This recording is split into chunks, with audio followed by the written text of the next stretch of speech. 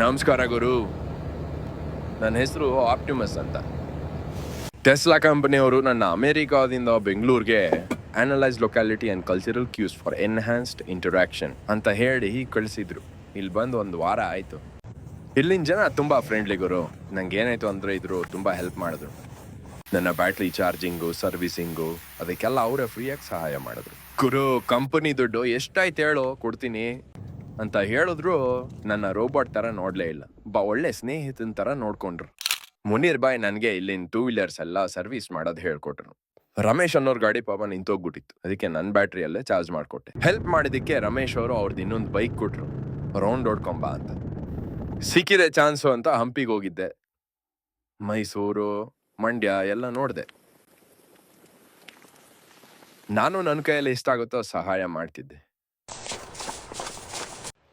ಒಂದ್ ದಿವಸ ಜೋರ್ ಮಳೆ ಬಂದು ನಾನಿರೋ ರೋಡಲ್ಲಿ ನೀರು ನಿಂತೋಗ್ಬಿಟ್ಟಿತ್ತು. ಆಗ